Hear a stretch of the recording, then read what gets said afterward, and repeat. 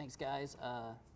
Welcome to the NHL Recap. My name is Jack Ziskin alongside Andrew Sullivan, and we're going to start off with a brief look at the NHL award season, and from there we're going to go into divisional playoffs and Stanley Cup predictions. Andrew, starting off with those with the Hart Trophy, who's your pick? With the Hart Trophy, I think McKinnon is going to win it again. He's just such an excellent player. Now, he won't have the help of some of his teammates because they are out for the year, but I think he's just the second best player in the league behind Connor McDavid. What about you, Jack? I'm going to go with Austin Matthews, first year under a new head coach. Craig Berube, is my Jack Adams pick for this season, and I have Toronto doubling up in these two categories, respectively.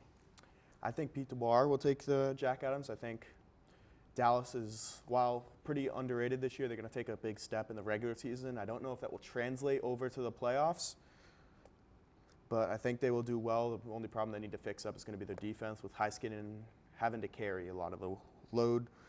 And I think for my Calder award prediction, I think Michkov of the Flyers is going to take it. I think he's an excellent rookie, and he's going to have a great year. I can't argue with DeBoer and Michkov.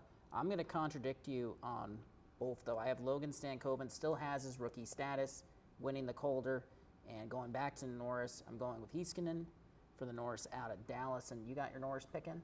I think, once again, not to be a little boring, but I think it's going to be a repeat of last year. I think it's going to be Hughes. Quinn Hughes is just an excellent player overall. He really sums up that Vancouver team as a whole. There's a reason he's got the C on his chest.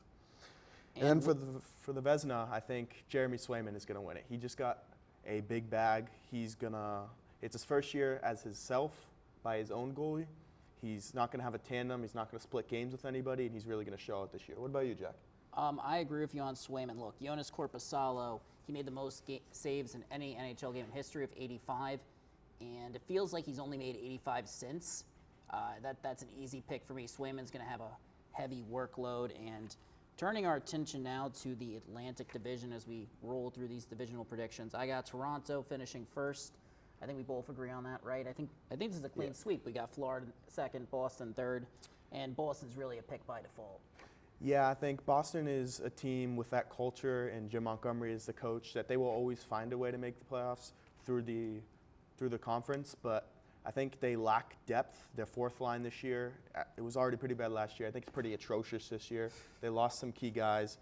They did gain some guys like Elias Lindholm and Zadorov for the defense, but overall, I think not having the goal tandem is going to hurt them because that's their identity for the last couple of years.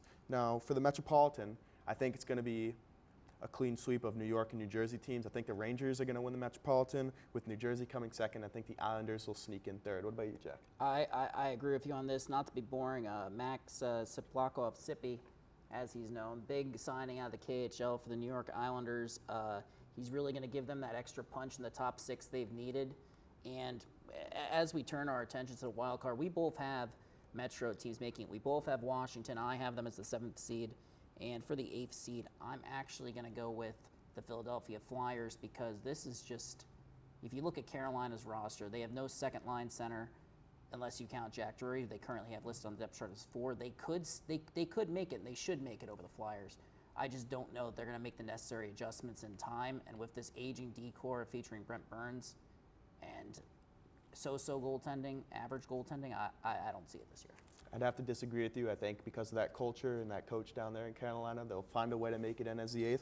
But now as we head over to the West, I actually have Dallas winning the Central with Colorado second and a sneak pick of Nashville in third. Nashville made a lot of great signings.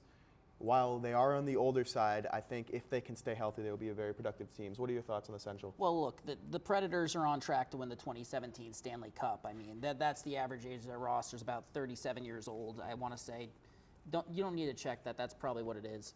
In all seriousness, I have Colorado taking that division. As we turn our attention specific, we both have Vancouver, Edmonton, Vegas, and for the wild card, we got Anaheim and Utah. I actually have Winnipeg over Utah. Scott Arnell won 11 games in his last season as coach for a reason. Yeah. Columbus. I want to take a brief moment to acknowledge the tragic passing of Johnny and Matthew Gaudreau over the summer. And with that, we're going to toss it